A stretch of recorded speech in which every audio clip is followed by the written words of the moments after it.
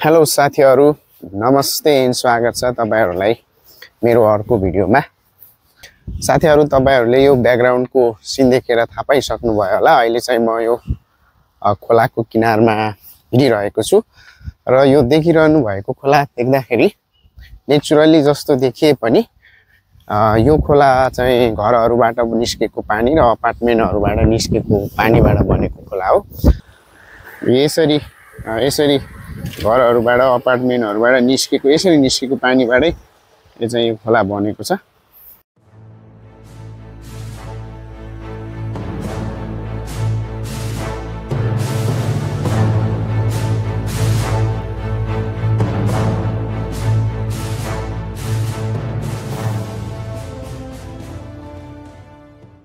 यो खोला हेर्दाखेरि चाहिँ एकदम नेचुरली खोला जस्तो देखिन्छ, तर चाहिँ यो नेचुरली खोला चाहिँ होइन।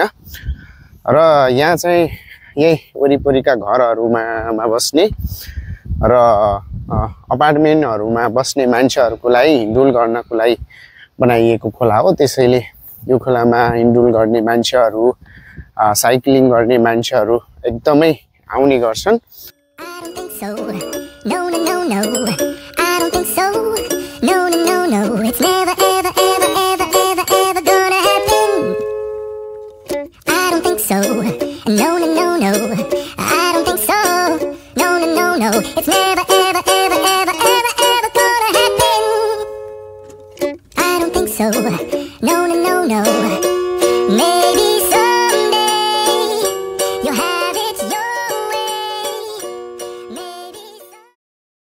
आज बिदाको दिन म पनि यो बेलुकाको समयमा यो खोलातिर हिँडडुल गर्न आइरहेको छु।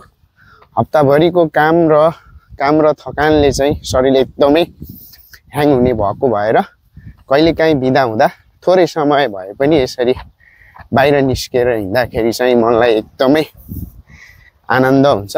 एकदम हिँड्दाखेरि मनलाई जे होस् एकदमै शान्त हुन्छ। यहाँ धेरै मान्छेहरु यसरी खोलामा हिँडेर साइक्लिङ गर्ने, हिँडडुल गरेर एकदमै आनन्द लिने गर्छन्। त्यसैले म पनि आज बिदा भएको भएर धेरै रुममा बस्दा अलि गाह्रो जस्तो फिल भएर यो खोलातिर घुम्न निस्केको छु। यो घुम्ने क्रममा चाहिँ तपाईहरुलाई थोरै भए पनि यो खोला देखाउन मन लाग्यो। मौसम पनि एकदमै राम्रो छ, चिसो हावा चलिरहेको छ। अब यहाँ घुम्दाखेरि चाहिँ अब धेरै चाहिँ आनन्द आउँछ मनलाई, जे होस् है। रुममा बस्दा पनि धेरै झ्याउ लाग्छ। त्यसैले कहिलेकाहीँ चाहिँ यसरी यो खोलातिर घुम्न आउँदा एकदमै रमाइलो लाग्छ। अरु यहाँ थुप्रै मान्छेहरु हुने भएको भएर मान्छेहरुलाई देख्दाखेरि, यो मान्छेहरु हिँडडुल गरेको गर्दाखेरि चाहिँ एकदमै चाहिँ रमाइलो लाग्छ। यस्तो राम्रो देखिरहेछ खोलामा। तर यो खोला चाहिँ हेर्न साच्चै नेचुरली जस्तो देखिन्छ। तर चाहिँ यो खोला चाहिँ सबै यस्तो अपार्टमेन्टहरुबाट निस्केको अनि घरहरुबाट निस्केको पानीबाट बनेको छ। तै पनि यस्तो नेचुरली जस्तो देखिन्छ होला। यतापट्टि साइडमा चाहिँ यो ट्रेन हिँड्ने लिक हो। हेर्नु त कति सेफ्टी छ, पुरै बार लागेर पुरै सेफ्टी बनाएको छ। ल यो ट्रेन हिँड्ने पुल हो। ल हेर्नुस् कस्तो बलियो छ।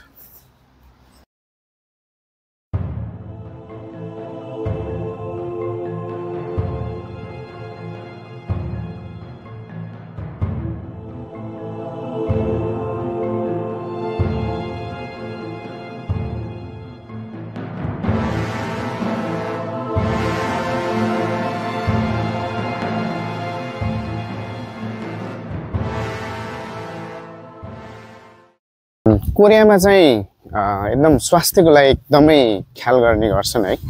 त्यसैले चाहिँ यही खोलामा पनि यो हिँड्ने बाटोहरुमा पनि यो लगभग 1.5 किलोमिटरको दूरीमा चाहिँ यो एक्सरसाइज गर्ने टुल्सहरु राखिएको छ। र यो यसरी हिँड्दै मान्छेहरुले आफुलाई आवश्यक परे चाहेमा चाहिँ यसरी चाहिँ एक्सरसाइज गर्न सक्नुहुन्छ। यो एकदमै नजिकै लगभग आधा किलोमिटरकै दूरीमा चाहिँ राखिदिएको हुन्छ यी एक्सरसाइज गर्ने टुल्सहरु। तपाईले देख्न सक्नुहुन्छ।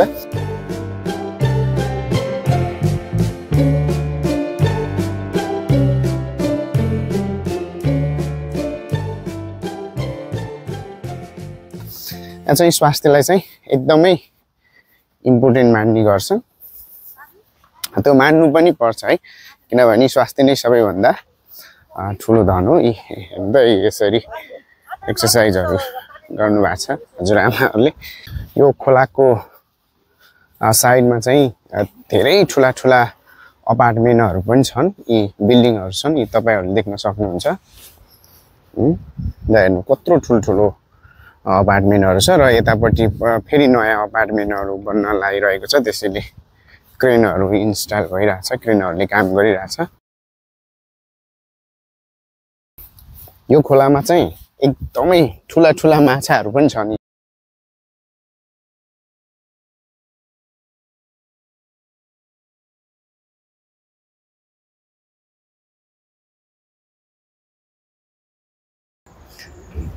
साथीहरू, तपाईहरूलाई यो खोलाको सिन भिडियो कस्तो लाग्यो? यदि राम्रो लागेमा चाहिँ भिडियोलाई लाइक कमेन्ट सेयर गरिदिनु होला र मेरो च्यानललाई सब्स्क्राइब गर्नु भएको छैन भने च्यानललाई सब्स्क्राइब गरेर सपोर्ट गरिदिनु होला। र साथीहरू, आजको भिडियोमा यति नै। हामीहरू फेरि अर्को भिडियोमा भेटौँला। स्वस्थ रहनुस्, खुसी रहनुस्। जय नेपाल।